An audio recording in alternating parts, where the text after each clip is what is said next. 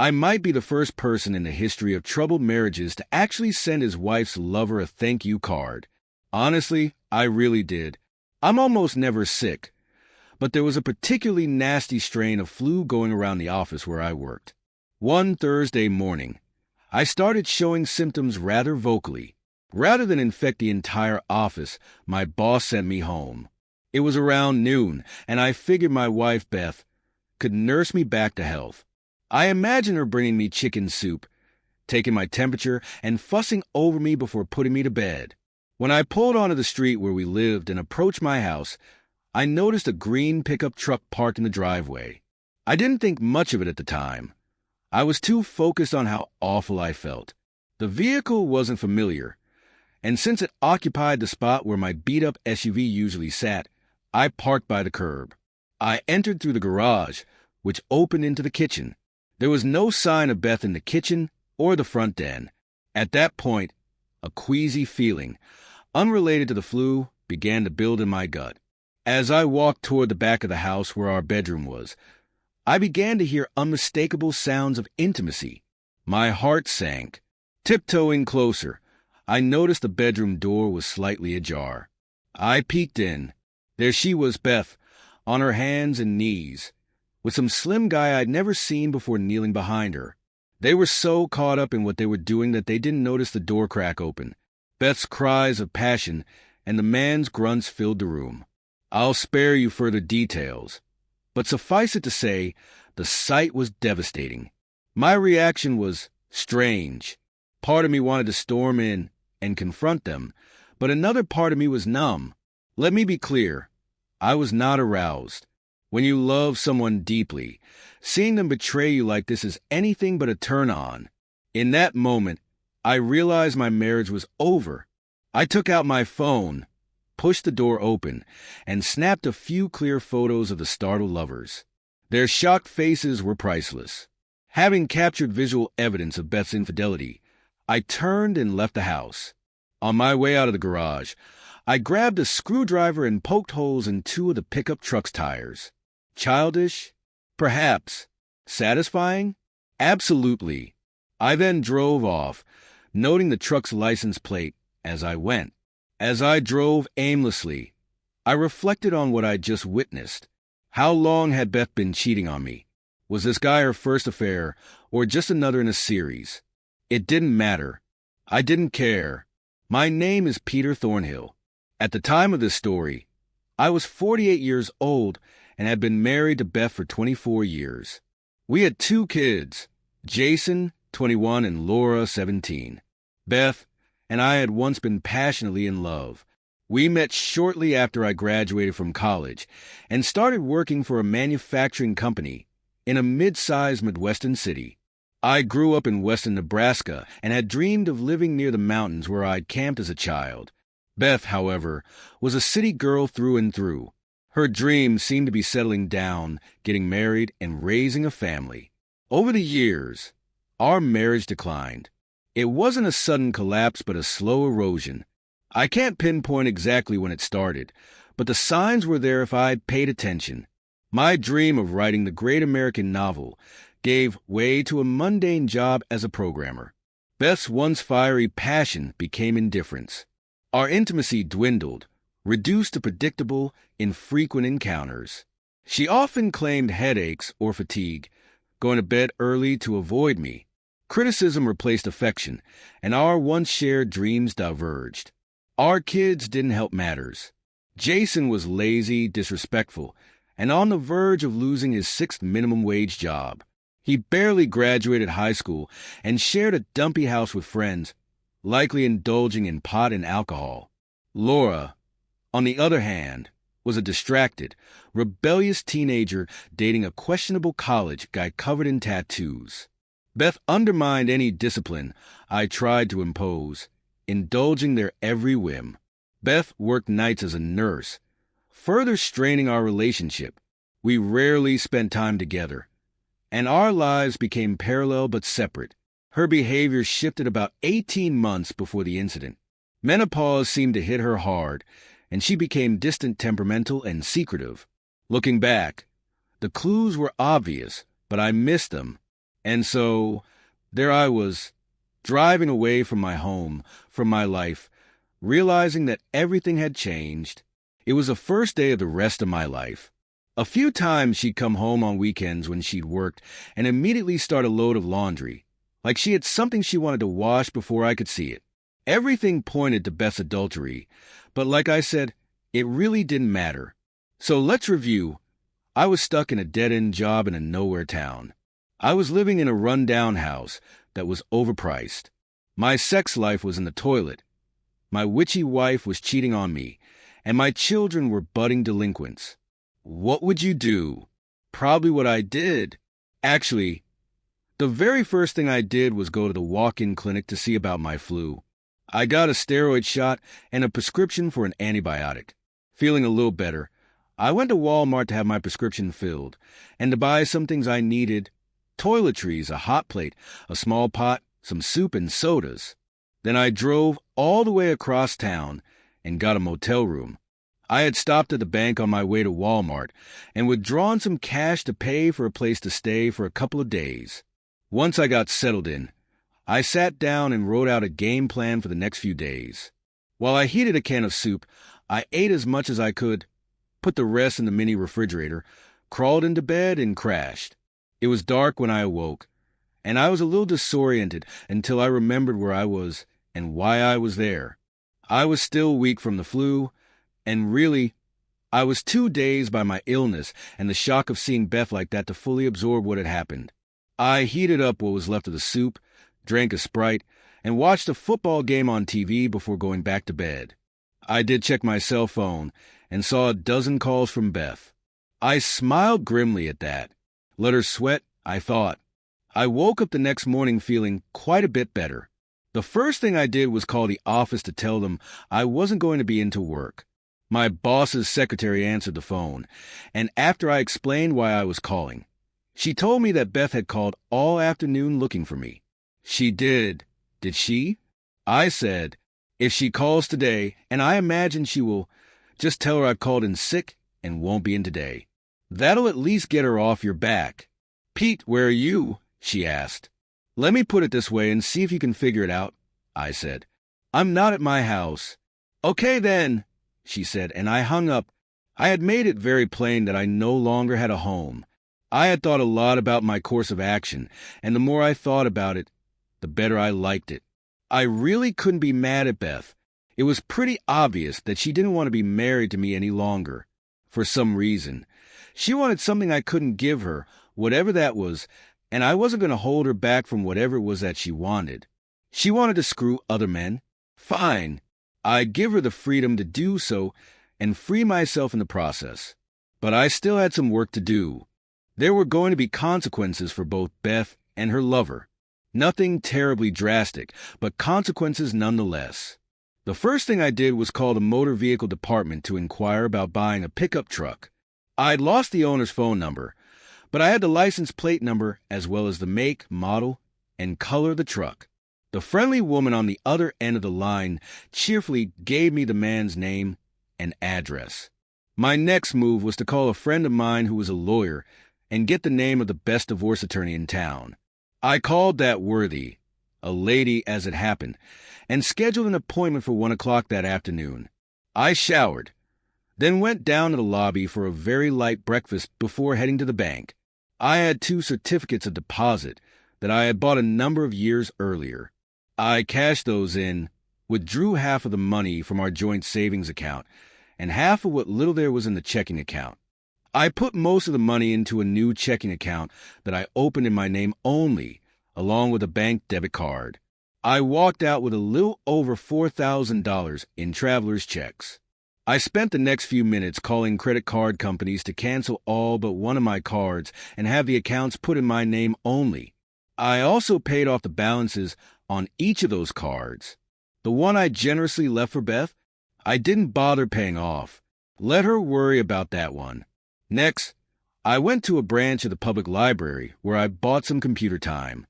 I took the 4 images I'd taken on my cell phone, downloaded them onto an email address I had, and printed out 2 copies of each one.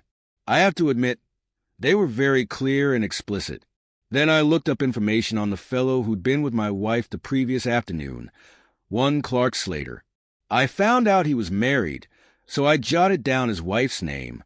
I then put a copy of the pictures with a note attached, letting her know where I could be reached for more information, into an envelope with her name and address on it. I went to the post office, bought some stamps, and mailed it to her. Then it was time for my appointment with Grace Shaw, the attorney. I told her what I'd done and what my plans were, and she just nodded her head. When I showed her the pictures, her first question, however, was one of caution. "Divorce seems like a pretty drastic step on such short notice," she said. "Are you sure you don't want to try to work it out?"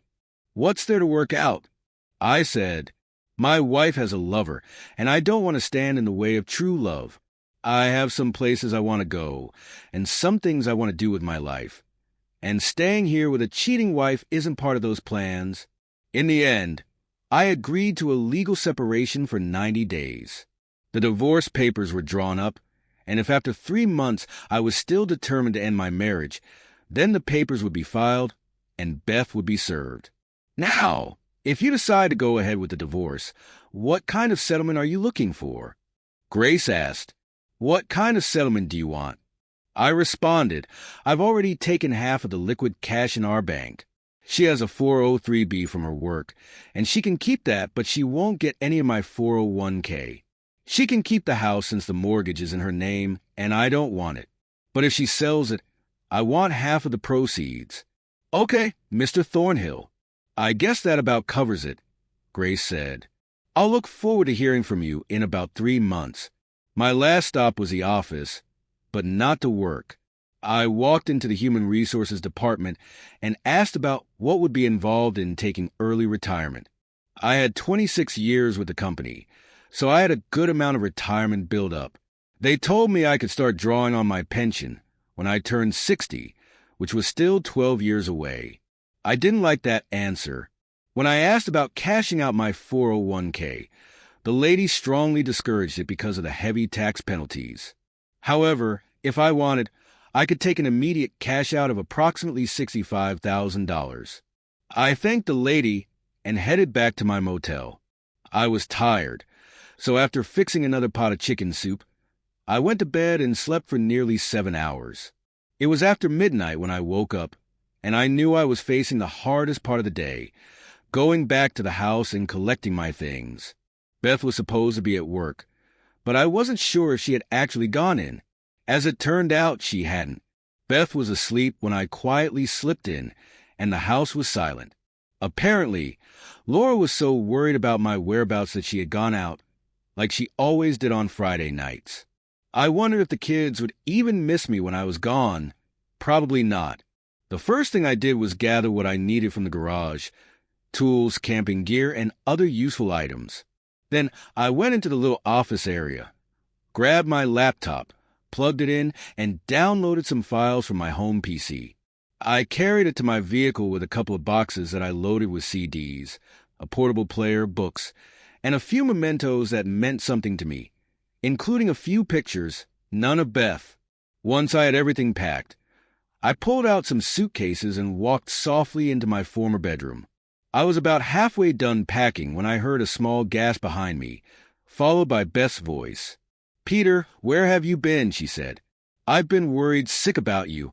"Have you?" I asked, trying to keep the anger out of my voice.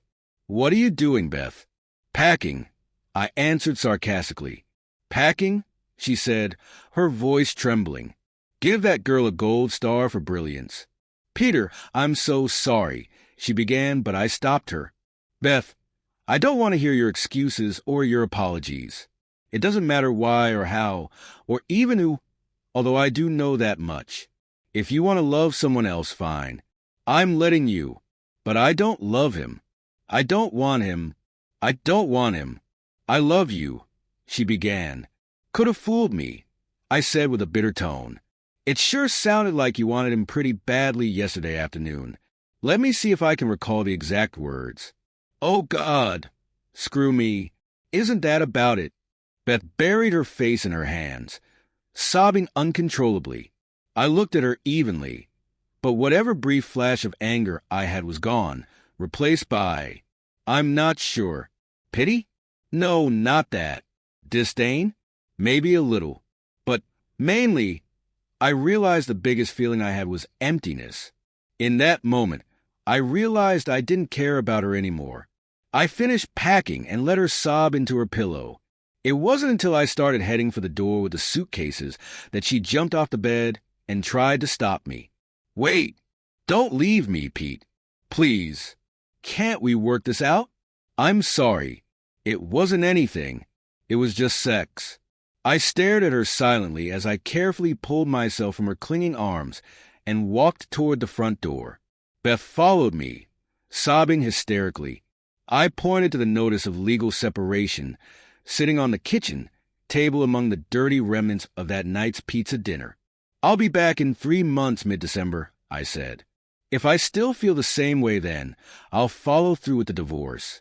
I'll let you know where I am generally, but I'm leaving. I'm not sure where I'm going yet. Goodbye, Beth.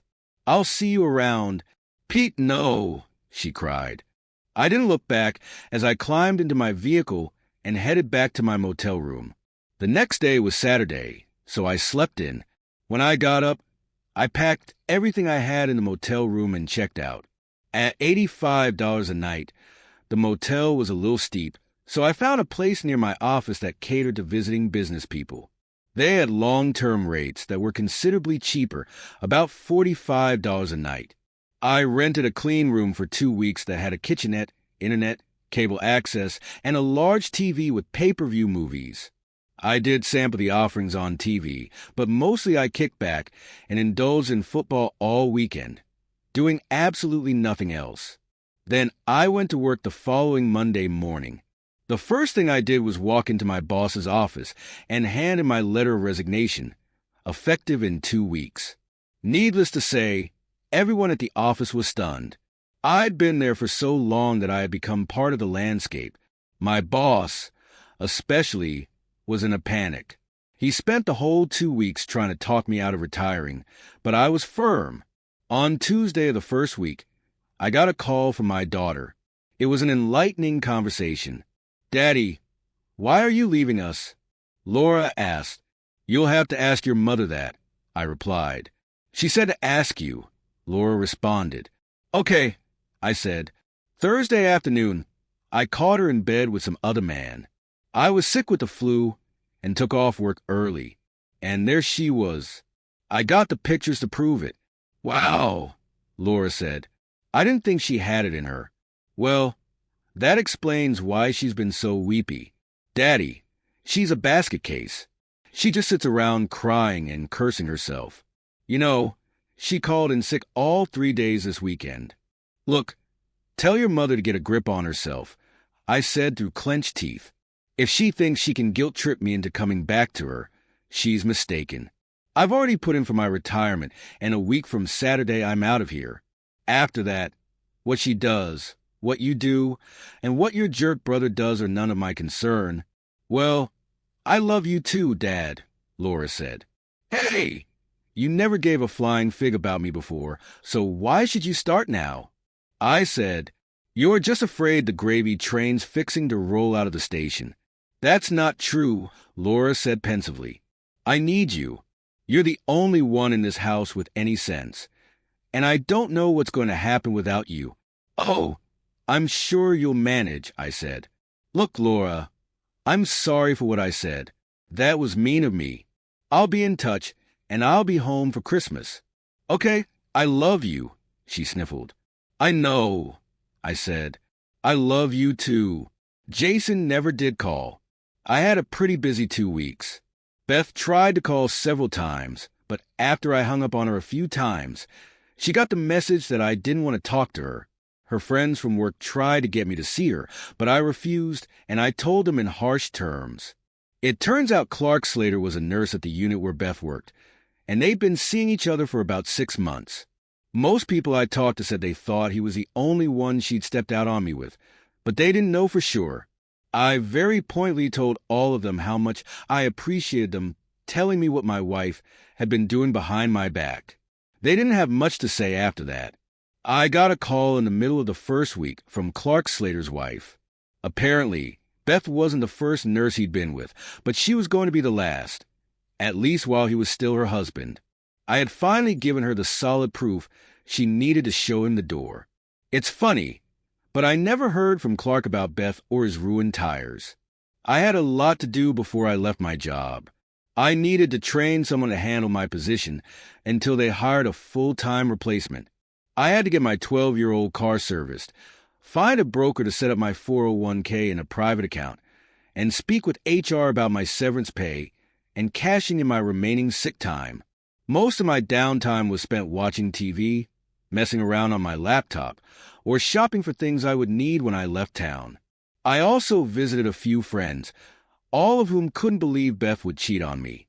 Soon, the second Friday arrived, my last day of work, and with it came a sense of regret. I had put in 26 years at that company and made a lot of friends there. At lunch, my boss called the department together, and we had a small retirement party. That was when I finally lost my composure. I was trying to give a thank you speech when I suddenly broke down and cried, the first time I had cried over anything in years. I wept not only because I was leaving, but also because of the circumstances that had led me to retire. I had kept so busy over the last 2 weeks that I hadn't allowed myself to feel the emotions about Beth's betrayal. Seeing my colleagues gathered in my honor was just too much for me to handle.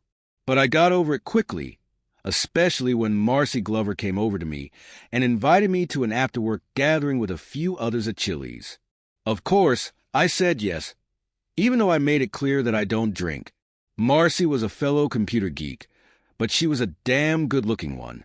She was in her early 30s, a tall blonde, divorced with a 10-year-old daughter who was spending the weekend with her father, as she told me while giving me a very smoky look. I'll admit, that confused me. I mean, I'm not bad-looking, but I never thought of myself as a stud muffin.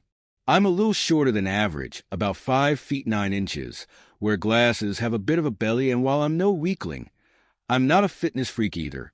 But I was about to find out that I had more sex appeal than I'd ever imagined. There was a group of 7, 3 women and 2 men, including Marcy and myself. And for once, I was the man of the hour. We sat for several hours. Drinking beer, I had tea, and telling stories about the plant, the town, and each other. In the middle of the festivities, we also took time for dinner. As the night wore on, I found myself sitting next to Marcy, and it became quite obvious that she was coming on to me. She sat close, put her hand on my thigh or on my arm. I couldn't decide if she was just drunk or serious about it. Finally, around 9 o'clock, we started drifting in different directions. I wanted to get an early start the next day, so I got up to leave. Then I looked over at Marcy and saw she really shouldn't drive home, so I offered her a ride. After getting hugs and handshakes from everyone wishing me well, I walked Marcy out to my car. When we got in, she moved in real close, put her hand on my thigh, and gave me a penetrating look. "I'm really not that drunk," Marcy said. "I just wanted you to give me a ride and not home, either." "So, where do you want me to take you?" I said, deliberately playing dumb. "Take me to your motel," she said, then pulled my face around and kissed me deeply. "Marcy, you don't have to do this," I said when we broke apart. "I mean, yeah, I'm lonely, but I don't want any sympathy. Sympathy has nothing to do with it," she said. "Pete, I've had the hots for you ever since I started working there, and now that I finally have the chance, I'm not passing it up. You've had the hots for me." I said, "Come on, Marcy. Look at me. I'm a fat, gray-haired old man." "You're not fat," she said, "and your hair makes you look sexy. You're also very good-looking, and you're one of the nicest men I know. You're one of the few men in the building who's never made a pass at me, or any of the other women for that matter. Trust me, we've noticed. You've always been a gentleman." "I've always been a married gentleman," I said with just a hint of bitterness. "Well, you're going off tomorrow, and you deserve some TLC before you go," Marcy said. "Now, are you going to take me to your motel and screw me or not?" I laughed and started the car. The truth is, I'd had many fantasies about Marcy, but I always thought she was out of my league. Besides, I was a married man who believed in fidelity. Technically, I was still married, but I was already legally separated, and in my heart, I knew my marriage was over. Marcy was offering me her body, and I'd be damned if I was going to pass it up. He owned a small house that he had been renting out, which gave me a place to stay. He also offered a flexible work schedule, allowing me the freedom to go wherever and whenever I wanted. I spent a lot of my free time traveling, doing a lot of writing, and I had the beginnings of a good book. I wrote about myself, my journey, and why I was doing it, along with other reflections that felt important. Once I finished my business with Beth and settled in Colorado, I would have time to polish my work. The book was about the changes in a middle-aged life following one disastrous event. I didn't know it when I left for Colorado, but my life was about to change again in an unexpected way.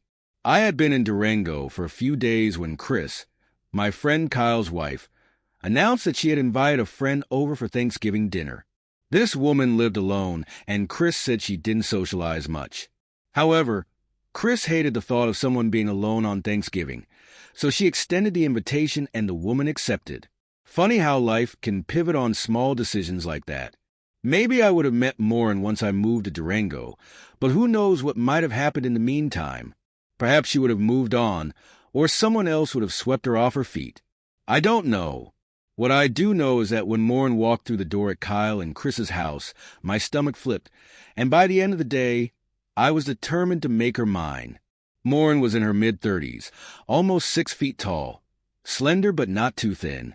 She had pale skin with freckles, fiery red hair cut short, and soft green eyes that seemed to blend mischief and sadness. When she spoke, it sounded like a symphony of leprechauns. Yes, she was a full-blooded native of Ireland who had come to the States with an Irish dance troupe, one of those river dance groups. She had settled in Denver, then moved to Durango about a year earlier after breaking off an engagement 2 days before her wedding.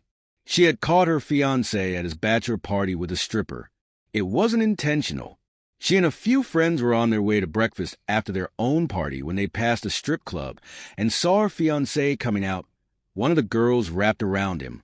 She decided to follow them and saw something she never expected.